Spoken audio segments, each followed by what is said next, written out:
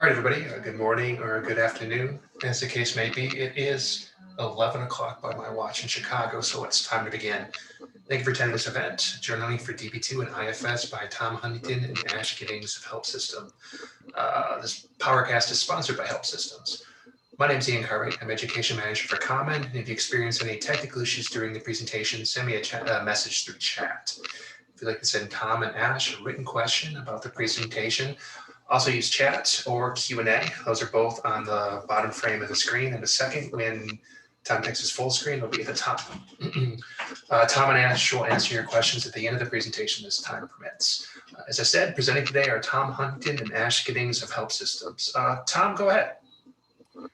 Thank you, Ian, and thank you, Common, for allowing us to come to you live today on a webinar that Ash and I have worked really hard on putting together around journaling on IBMI. Very excited to be with you. I'm our EVP of Technical Solutions at Help Systems, been with Help for over 3 decades now, basically since the AS400 was introduced. And my background in journaling is I actually used it way back on the System 38 days and did some tricks back then that we'll show you today that still exists. So kind of fun to bring back some old memories in that regards. And I am a Power Champion. I've been given that distinguished from IBM. They just announced all those back here in January. So very excited to be here. And Ash, how about yourself? Yeah, thank you, Tom. Good to be here today. So as you can probably tell from my accent, I'm based in the UK. And I guess similar to you, been involved in, I guess, what were once called mid-range systems since the 38 days and played with journaling very early on. And I'm a member of the Common Europe Advisory Council.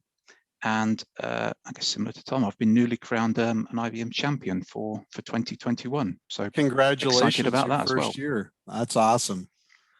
Well, yes. What do you do in aren't you involved in what do they call it, the CAC over in Europe, right? Yes, SEAC, Common Europe Advisory Council. So we SEAC, yeah, we kind of review RFEs. So we review all the RFEs that are out there. We add them to a watch list and review them on a regular basis and put our kind of opinion or stamp on them. And we kind of, I guess, categorize them in terms of what we think the priority should be for the wider community. And I think IBM find that invaluable. Sometimes get a difference of opinion between the Common Europe Advisory Council and the American equivalent, but it's great to be part of that and great to be able to, I guess, sculpt future, or help sculpt the future of the wonderful platform. Awesome, Ash. Well, great to be with you. I'll let you take over the polling question. Wonderful, wonderful. Let's have a look here. So today's polling question, we've got 2 polling questions today. Tom mentioned he used journaling very early on. So what's your experience with IBMI journaling? Maybe you just use it within your HA solution, and we'll be seeing a bit about how HA solutions use that and remote journaling. Maybe your developers use it with commitment control. And again, we're going to talk a little bit about commitment control today. Maybe you use it with SQL schemas on IBMI, or maybe the reason you use it is for audit purposes. I know the auditors love journaling, or maybe you're new to the platform or new to journaling. So click away there. Okay, Ash, you should see the agenda slide now, right? Oh, there's our results. Awesome. I can indeed. Wonderful. So what have we got here? Well, I don't think there's any surprises. That there's not that many new to journaling, but it's been around so long. I think there's probably a lot of people that are using what they've always used.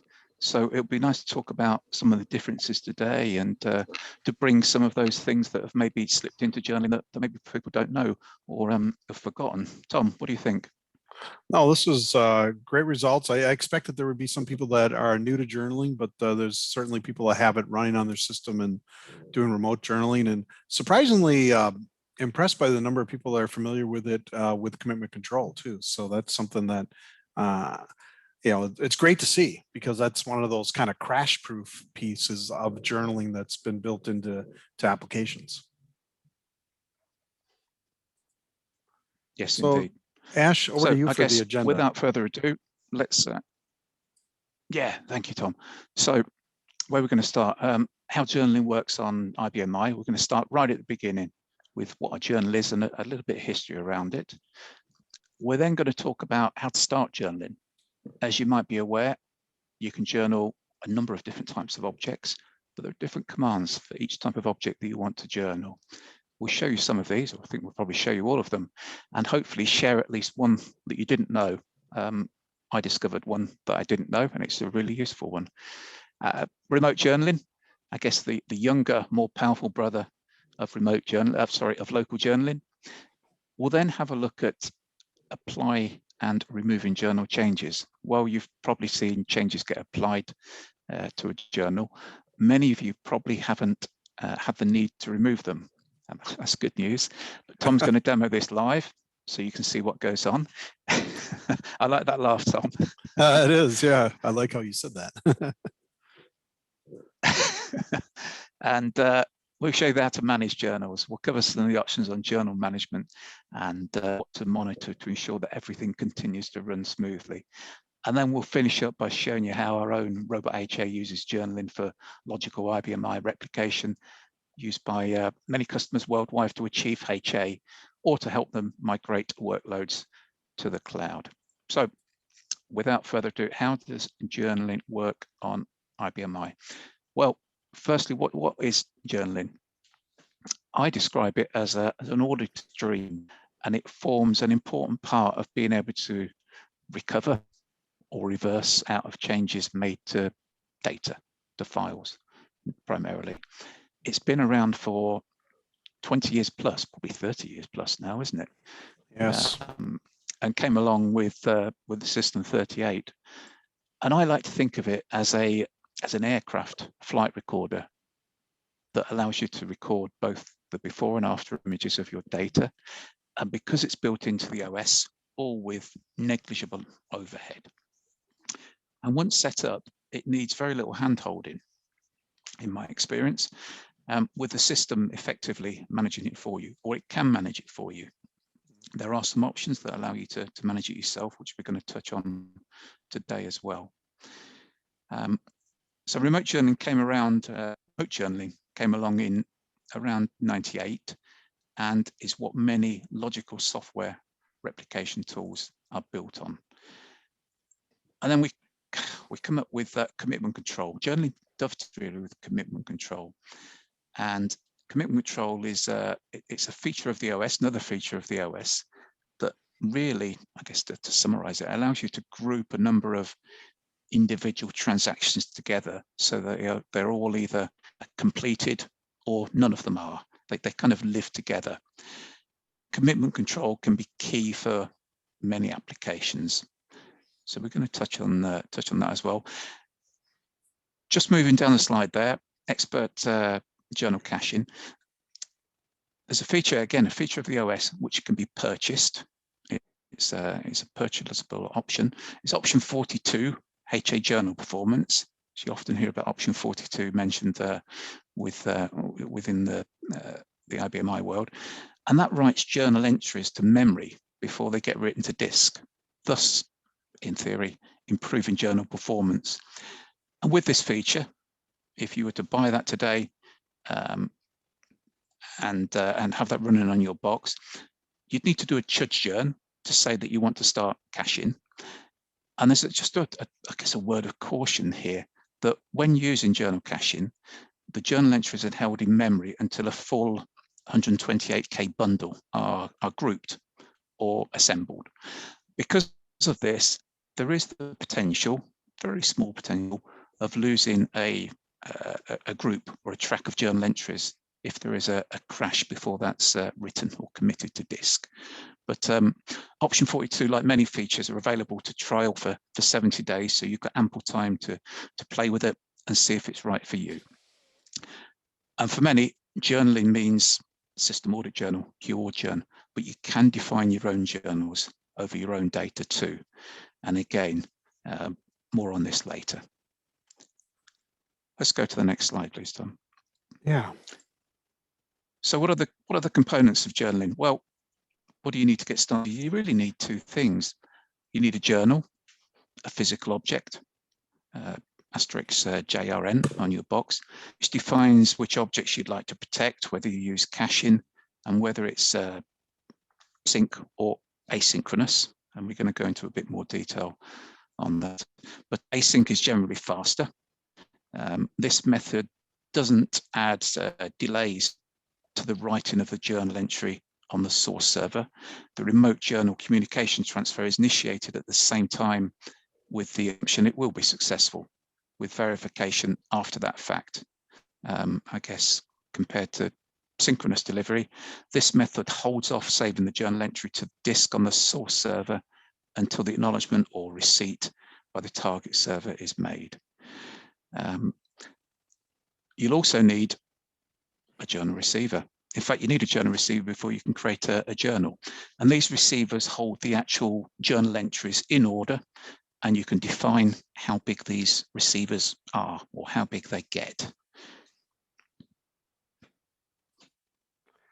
Yeah, so thanks, Ash, for the explanation of journal receivers and journals and what can go into them. When we think sometimes it's always nice to have a picture too. So if you think about your business application and you're running a screen, whether it's a GUI or web interface or green screen, when you update data, what happens is that data update or change or add or delete goes into memory and represents a file. In the background, if you're journaling, the system intercepts that, writes that information to the journal receiver as a sequence number, and then immediately puts it out to disk unless you're using the journal caching feature. So this is the persistent feature that IBM refers to when you read about this, that it immediately has a record of that change that goes out to disk. So once it's in disk, it's great.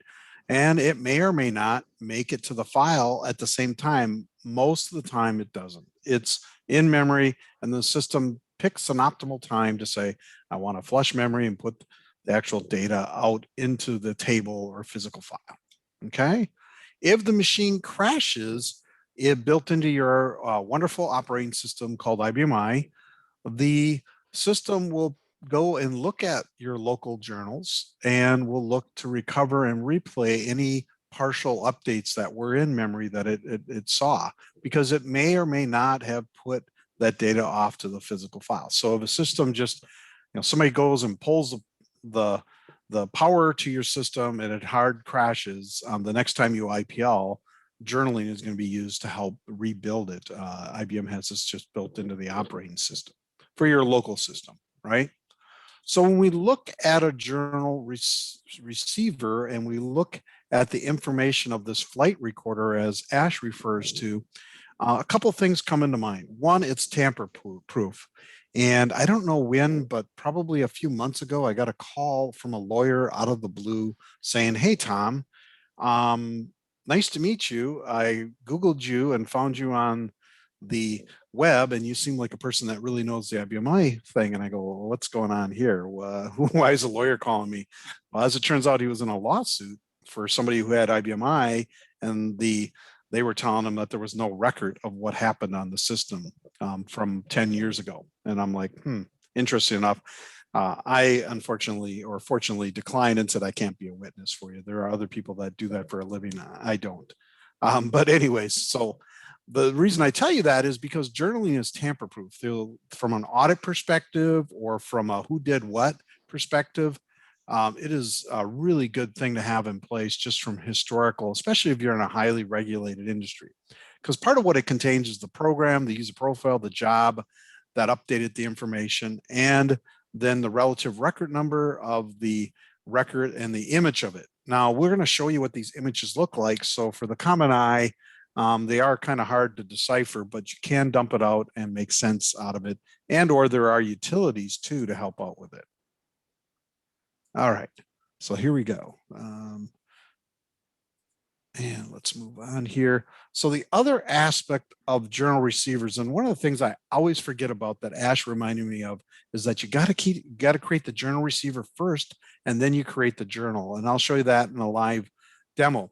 Now, the thing about journaling is it kind of gets a bad reputation as, man, it's going to take up all this disk space on the system. And it will if you just leave it out there. So you have to think about cleanup as you create journals. And today, thankfully, versus 30 years ago, IBM has built in some automatic cleanup features. It's gotten a lot easier. So the other thing that you should know, as journal receivers are created, there becomes this chain, and you can't break the chain. You're not allowed to do that. So if your oldest journal receiver is journal number 1, you must remove that before you can remove 2, before you can remove 3, etc. And the other thing is, if you are going to use this as a recovery mechanism, it's a good idea to be backing up these journal receivers before you delete them, because once you delete them, the log's gone, the history's gone. So in the case of a lawsuit, if you don't ever have an image of that journal receiver from 10 years ago, then obviously we have no idea who updated that information, right? So if you're in a highly regulated industry, think about that. You do need to archive and do backups of these journal images. Now, as Ash alluded to, there's the concept of before and after images in journals. Again, from an audit perspective, you're going to want to have both, or from the fact that you might want to do remove journal changes, you need both.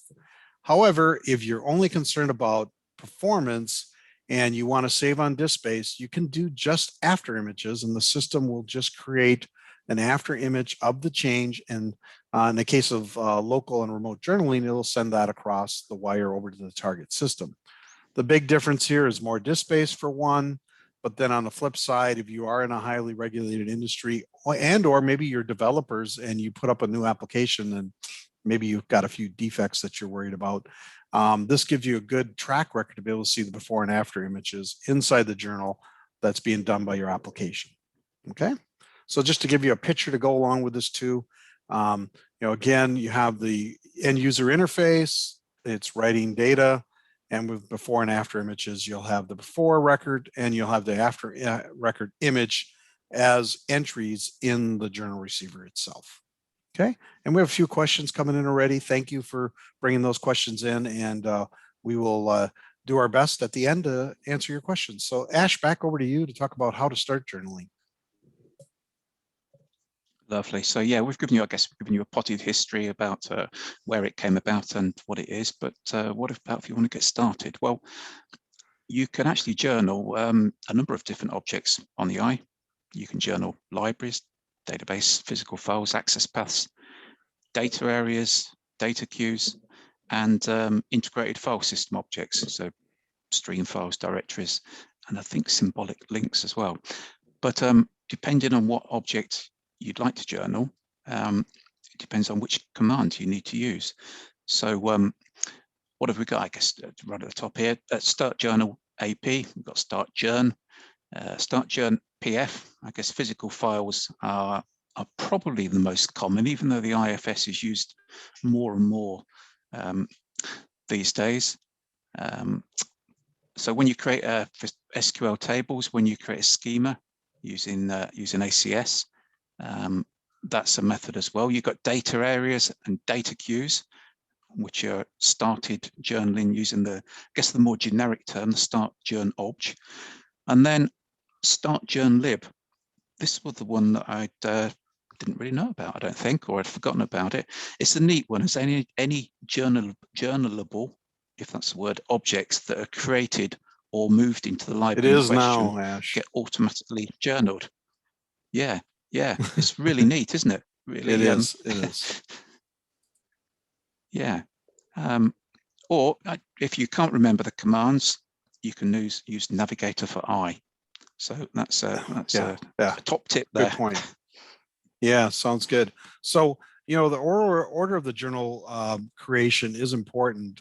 If you use iNavigator and connect to the system containing objects you wish to journal, you could do it that way.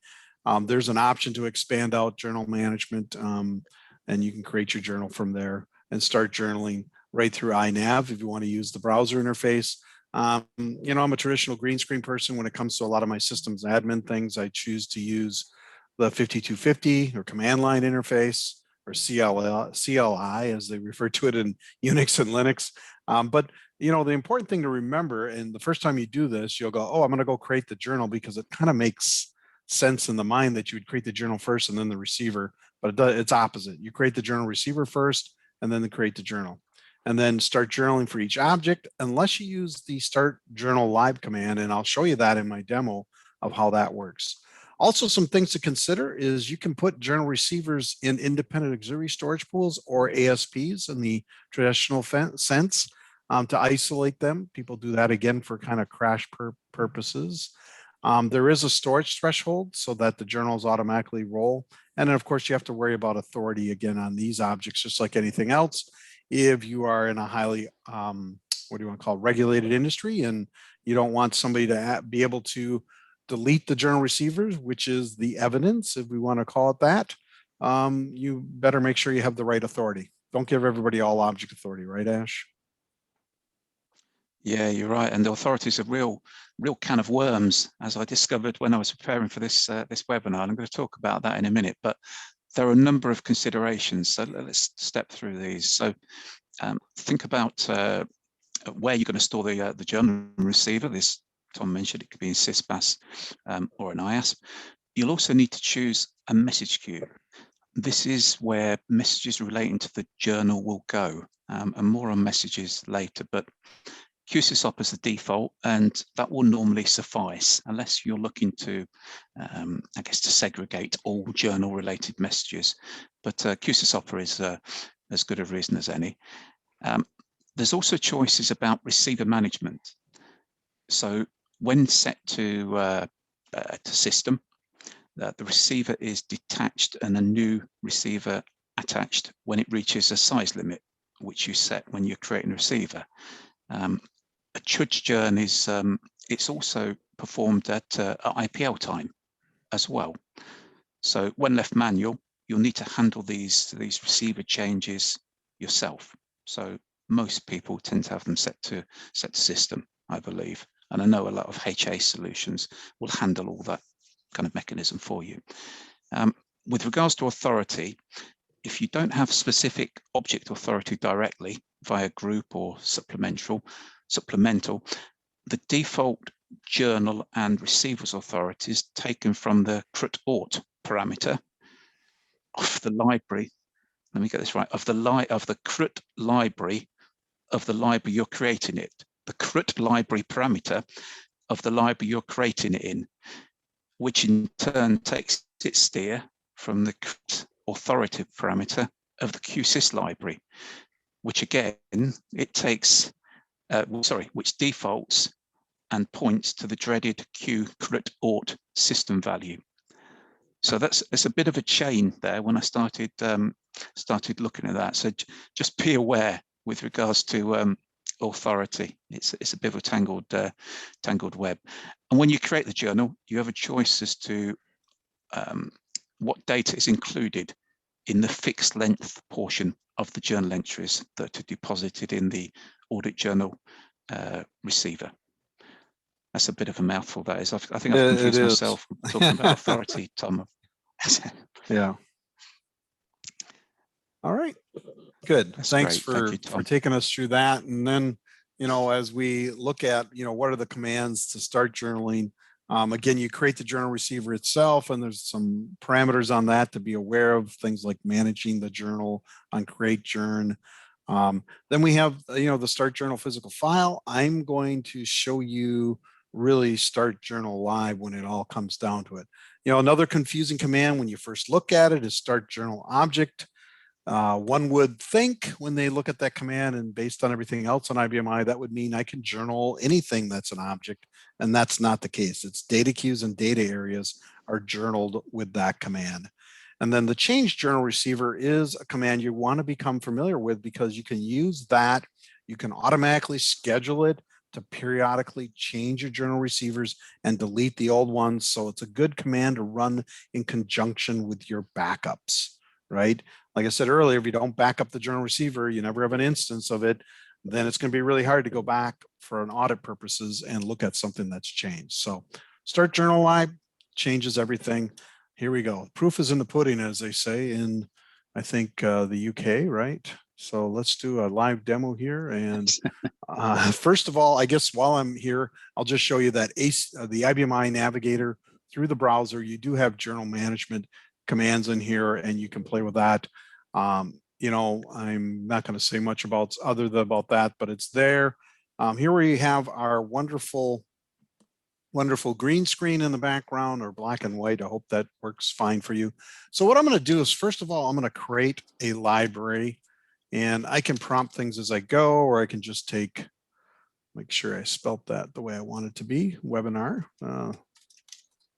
for today's webinar, whatever today is. And I'll put my name on it, or my initials, Ash. So we'll talk our way through. There are some additional parameters as Ash got into with authorities and ASPs and all those kinds of things and auditing. I'm just going to let the library just get created. So then the next thing we need to do is we need to create our journal receiver. Again, something the first time you do this, you might do it out of order. Now you can call it whatever you want, and you can put it into any IASP if you have multiple IASP. I actually do on this system, but I'm going to leave it default to the sysbase, and I'll just call this is our tamper-proof receiver, unless Ash deletes it on me because he has authority and I can't type in receiver. Okay, so then I hit enter. Let's create the receiver. Now we're going to create the journal. So the receiver itself really doesn't have a lot of parameters on it. It more comes into play as the journal. Okay, so the journal, I'm going to keep everything simple. I'm just calling the library, the journal receiver. I think I had what's called webinar. And then again, I have the IASP I want to put it in, that message queue. For most of us, we want to just default to QSysOper. Whether or not we want the system to manage the receiver, what's going to happen here is there's going to be a size limitation. The system's going to recognize that and automatically do what we call roll the journal receiver or create a new one and detach the old one. Now, the other thing the system can do is automatically delete receivers. For most of us, we probably don't want to do that. Again, we want to build in a backup routine around journaling. We have some of these advanced features like minimize entry. I only recommend doing that if you're a customer that's running out of volume or performance and all those other things. You can play around with those more advanced things. Journal cacheing, to turn that on, you do need to have option 42. There are some delay mechanisms. There's the fixed length data, and then we can have a description. Let's see, we have some other parameters, authority. I'm just going to hit enter. Ooh, let's see, what did I do wrong here? Oh, library list. There's a library list thing, Tom. Oh, yeah. On Thank the journal you. receiver library. There we go. Gosh, Ash, thank you for looking over my shoulder, because this is all very easy until you actually have to do it live. All right, so the next command we're going to do is journal live, and I'm sure many of you haven't looked at this one, but I'm going to get real creative again. We're going to journal our webinar library. The journal we're going to use, that's why I'm doing all these defaults. It just makes it easier for the demo guy. And then we have some options of what types of objects are we going to include. Again, files and data areas and data queues is what we care about. Whether or not include or omit, we can include or omit some different objects if we want. I want before and after images, okay? And the reason is because I'm going to do remove journal change. In order to do that command, you need the before and after images. So I'm going to hit enter. Boom, that's done. We have the library being journaled. Now what I'm going to do is just a friendly little command called create dupe object that existed on the system for many, many years. I'm going to duplicate one of my other libraries into this new library that we created. And the reason I want to do that is just show you that, and then I'm not going to duplicate data because it will take a long time. Object. Okay, what did I do wrong here? Create two library. Gosh, look at that. Demo guy's having problems today. So now we just duplicated 26 objects in there. Now what I'm going to do is I'm going to copy some data so we get some data in there. So I'm going to just take one of my production files out of my robot library, my robot schedule library, and I'm going to go to this file in the webinar library. And we're going to add, we're not going to create, we want to add records. And I don't want to duplicate all of them because right now I think there's 1 million records in there. So I'm going to do it from the beginning. I'm going to do start and I'm just going to do 20 here. So we're going to copy 20 records. Okay, so I've done all that. Now, the interesting thing is if I do a display FD of that file, RBT MSG in webinar, okay, and I look at the rules with it, if you roll down a couple things, one, we will see now the journaling parameters. And so we'll see the last journal name is webinar. And the images are before, and we're doing opens and omits, and that's when we started it. Okay.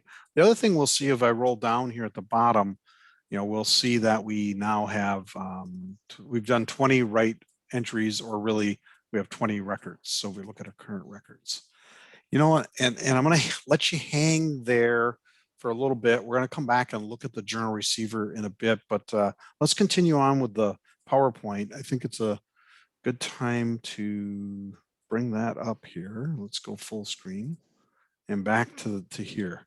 All right, Ash, let's have you talk about remote journaling next. Okay. Yeah, I think. How's that? Yeah, Are you remote there? journaling. So it's been around for. Yes, indeed. Can you hear me? I can. Yes. It's been around since what? Since yeah, it's been around for 1998. Yeah. Go ahead. Yeah, it's 22, 23 years now. I guess prior to it being built into the OS, it was in effect performed by the Receive Journal Entry Exit program. It was asynchronous and occurred at the application layer. So it worked, it was workable, but I guess it was a bit clunky, as we say. And remote journaling really came about because of the need for highly available systems. So what are the concepts with remote journaling? Well, it resides in the LIC. So that means it's extremely fast. It could be both sync or async, depending on your requirements. And you've got two types with regards to remote journaling. Type 1, I guess to summarize it, type 1 gives you greater flexibility to save and restore, but limit the naming conventions, while type 2 gives you greater flexibility in naming conventions to remote journals and receivers, but it can limit your save and restore strategy. So whether the backup system must acknowledge the receiving entries, synchronous versus asynchronous in remote journaling, in a broadcast configuration, one system replicates the local journal entries to one or to more remote journals simultaneously,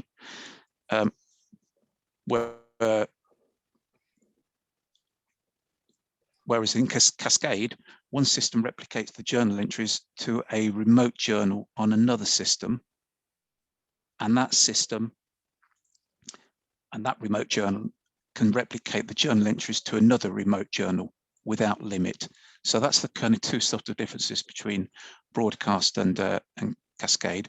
I mentioned that remote journaling was designed really with HA in mind, focusing on the efficient transfer of journal entries to a target server, or target system, I think, as we called it then, a target server where they would be safe from any planned or unplanned loss of the source server.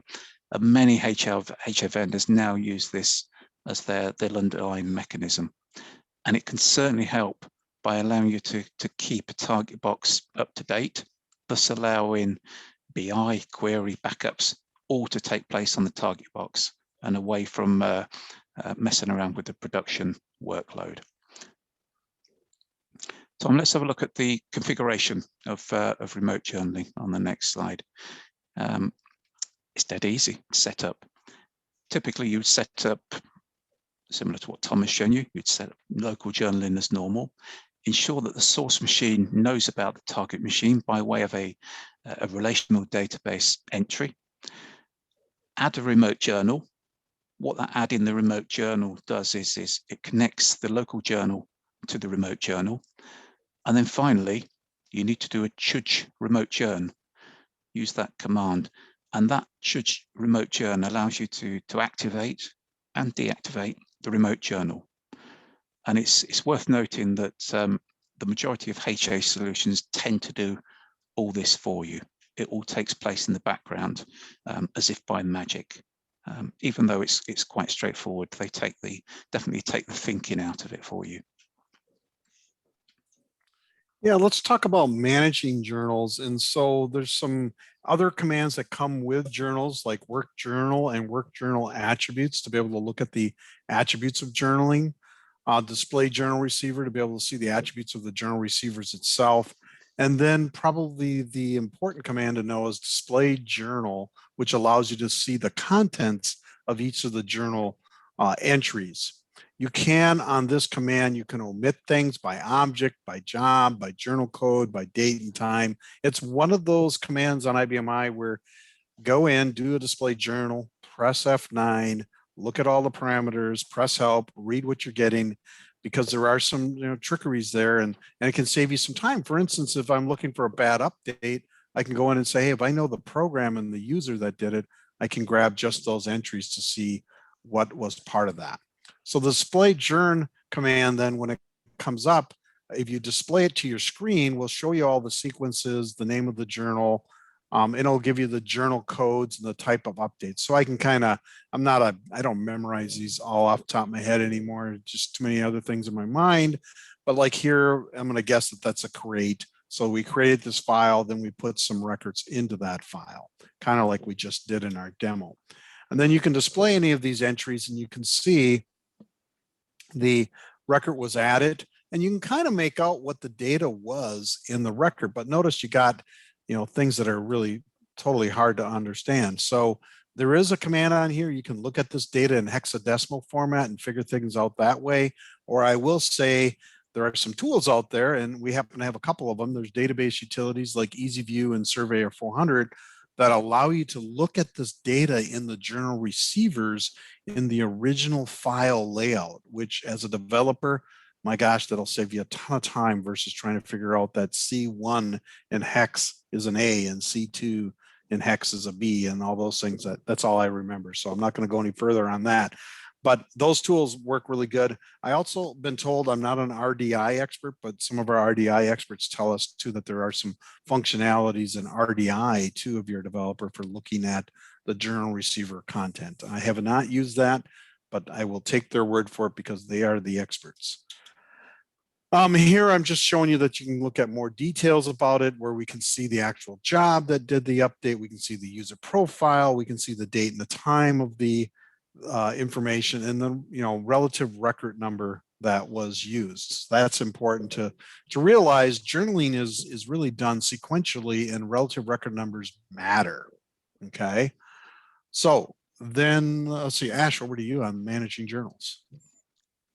Don't want to steal your thunder. I think it's me. Yes, yeah, they can. I guess not so much these days, but journal receiver used to be the first port of call. If you ever run into disk space problems, journal receivers were the first place you looked. So they buy a lot of disk space. It's because in effect they're recording transactions undertaken on key data. So unless you have a specific reason, I would tend to take the worry away from you by getting the system to manage the receivers and optionally deleting them too. If you have delete receivers set to yes, they're deleted when they're no longer needed, or no, it will leave them on the system for the user to delete after they've been detached by the system change journal management or the user issued chudge-journ command. So either at IPL time or if you've done a manual chudge-journ. I guess talking of chudge-journ, if you want to change the way receivers are managed or deleted, you'll need to use that command. Same command if you want to detach and start a new receiver, or if you're looking to reset the sequence numbers for any reason. So there's a whole series of commands there that allow you to manage that. But as Tom alluded to earlier, you can do the majority of that through Navigator for I. So if you can't remember commands, head to Navigator for I. That's what I always say.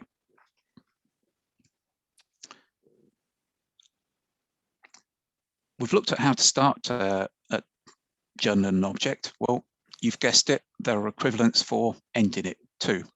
So the I guess the generic njourn obj for the data area and the data queue. You've got the njourn access paths, njourn, njourn physical file, and the bottom one, I think, Tom, you did a start journ lib. So to stop that those a library full of objects, you would do the njourn lib. And as we go move on to storage options here, what can we talk about? Well, as opening and closing physical files, IFS stream files or directories, don't tend to result in changes to the actual data. Some people choose to omit these journal entries from the receivers.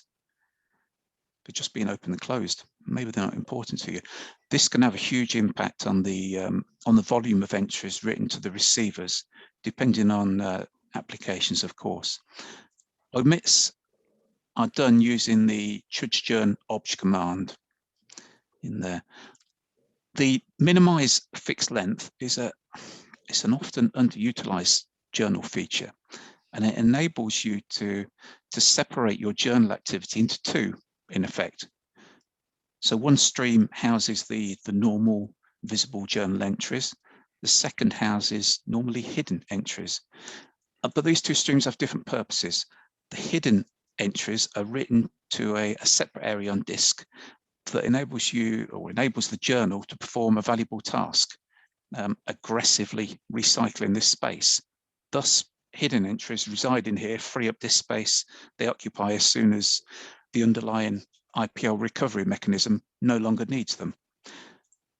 The result is such that the journal receivers normally consume far less disk space. So that's the upshot there.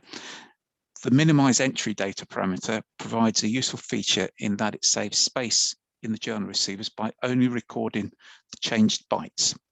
That's a subtle difference there. However, by not recording the entire record, your forensic work is a lot more difficult. So if disk space is not too much of a problem, I would tend to leave it min ent data set to none. Performance options. We've talked about journal cache and the fact that it's stored in memory before written to disk. Definitely improves the performance, but as we mentioned, comes with a small risk. The force ratio parameter for physical files, this is an interesting one. Tom's probably played with this more than me, but it's on the create, the change, the override database file command, and it controls when database file changes are written to auxiliary storage.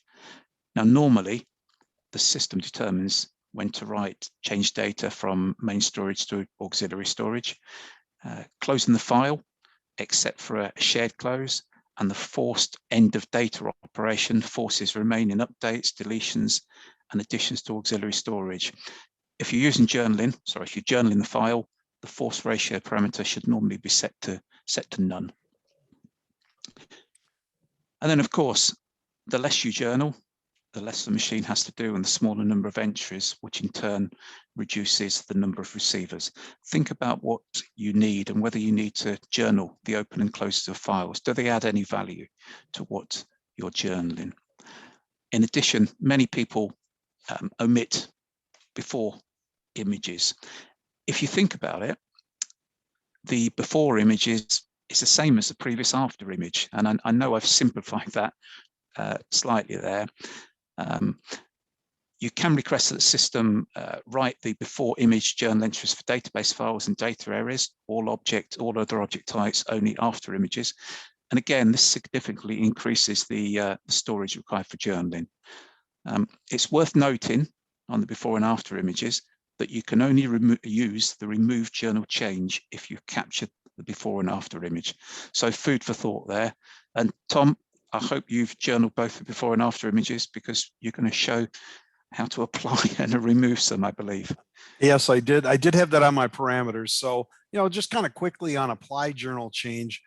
This is a command that can be basically used to play back the journal images. Again, the important part of this is realizing it's a relative record number order. And it's used most often with HA software, but from a recovery standpoint, you could use it to rebuild a damaged object, repair a bad update by a colleague, keep data in sync between two different versions within the same system if you wanted to. You know, the example of this is apply journal change. And basically what's going to happen is you can say, I want to use the current receiver and the changes that are going on between the last save sequence and the last restore sequence. So there are some boundaries like commitment control, save sequences when you actually save an object. There's a journal entry that gets put in there. So this gives you some control for that. So if you think about it, if you did have a damaged object or a bad object for whatever reason, whether it's damaged or not, you delete that object, you restore the original object from backup, you allocate the object so nobody else can access it, and then you restore the needed journal receivers you want if they're not online unless it's current. And then you can use this apply journal command to bring the journal all the way up, or the data up to the current status as prior to when you had the problem. Okay. And then you deallocate the object. Okay. So that's just an example of how you can use it. You know, what if you want to remove a bad update? So your developer put a new program in place or accidentally had the wrong library list and ran their development test on production data and you didn't want that to happen. Of course not. You can remove journal changes, but it does require before and after images. And again, you have, you know, boundaries that you can work within. And I'm going to just show you kind of a quick example of that. So, and ultimately it removes the entries from a point in time and backwards. It might in a way be easier to use than apply journal change, but you can, if you don't have before and after images, you're pretty much stuck with apply journal changes, going back to your backup, restore the object, and then apply the changes up to the point in time that your developer did something bad. So scenario is somebody accidentally runs the update twice. Oh my gosh, now what, right? Operator accidentally ran the same job twice. We've seen that over the years. You know, that's a whole nother discussion itself, but you know, relative record number is used to remove the two updates by the job. So live demo time again, pressure's on. Ash, let's do this. And I know we're gonna run out of time if I don't hop to it. So first thing I'm gonna do is if you remember our object, our library we were playing with is a file called RBT message. I'm going to use our easy view utility and I'm going to just come in here. I'm going to change this third record. So I'm your business application guy and robot has, I don't know, I can't even think. Robot is reliable. How's that? All right. That's my opinion. You may have a different opinion, but my opinion is robot is reliable. So I've made some change to the data using DFU, or in this case, EasyView, right? Then what I'm going to do is I'm going to copy some more records. So I want to copy from Robot Live again, some of our history, put it into this file in webinar library. I want to add, I don't want to replace. I want to add some additional parameters here.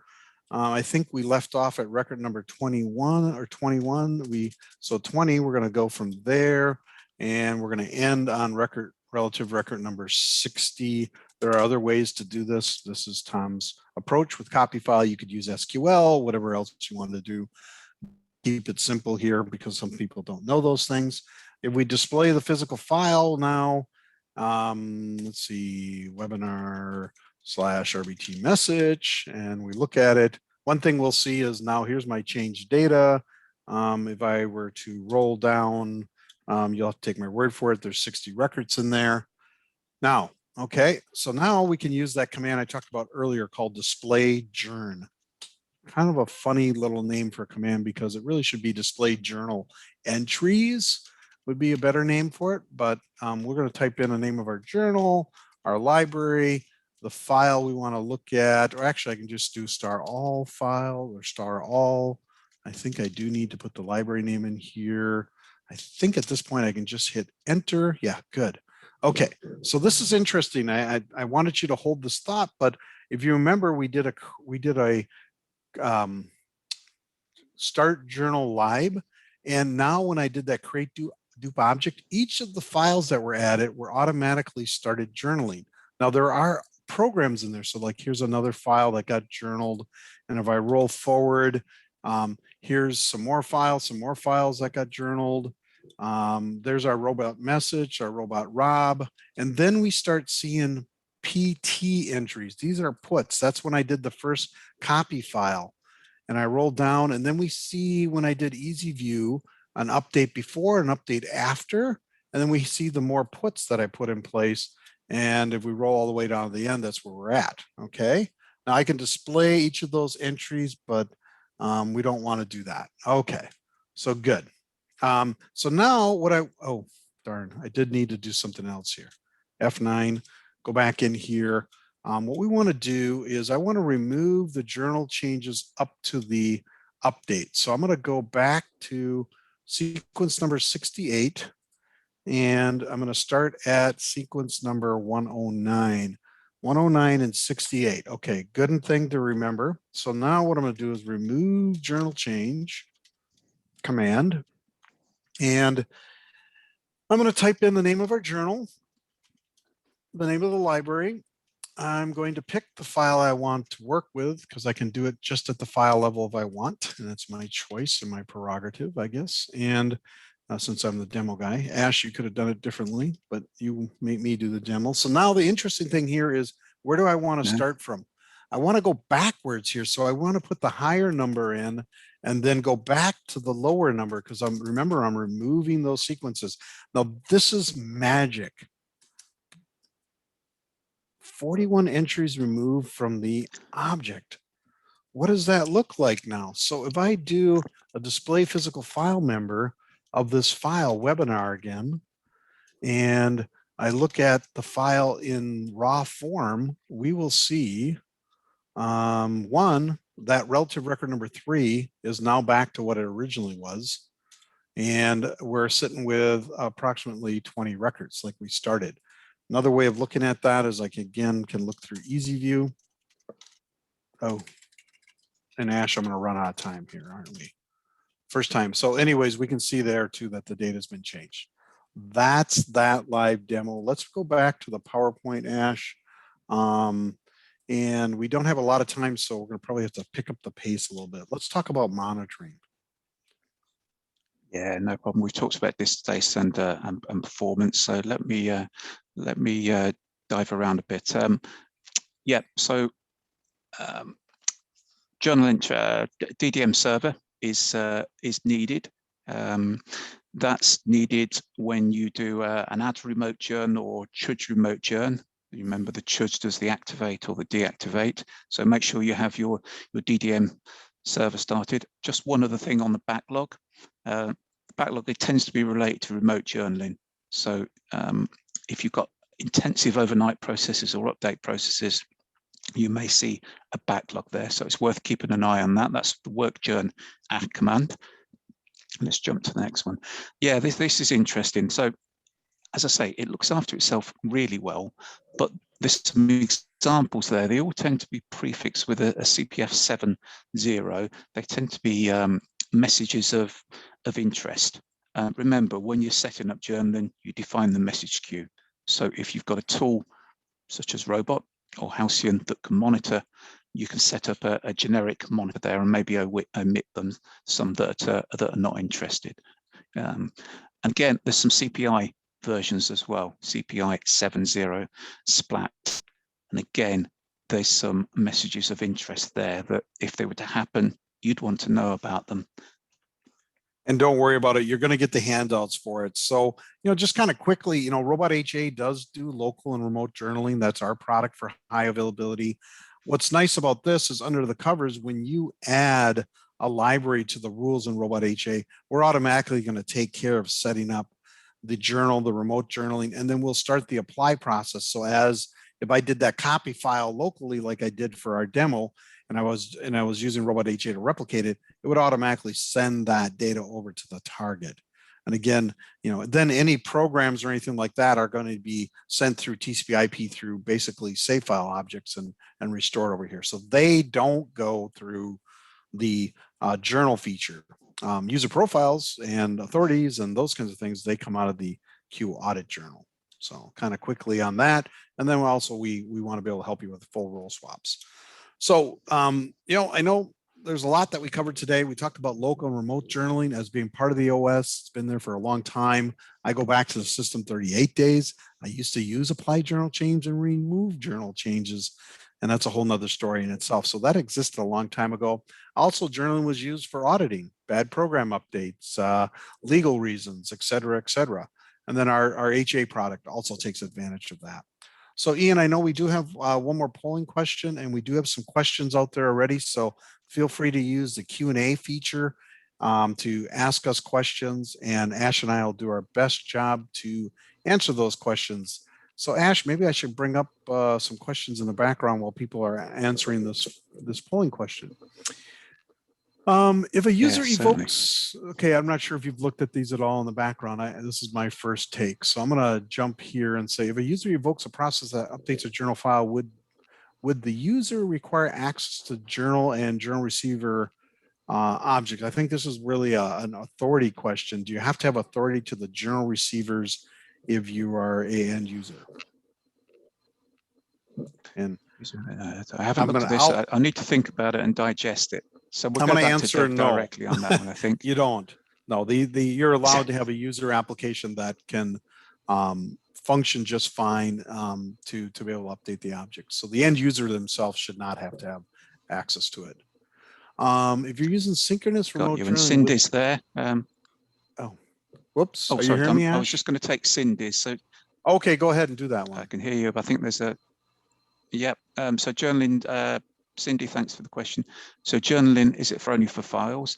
Well, no, you can journal libraries, database files, access paths, data areas, data queues, and IFS objects. So my HA isn't getting changed program objects. So no, programs can't be journaled, but most HA applications have the ability to keep those in sync. Our own robot HA keeps them in sync at intervals.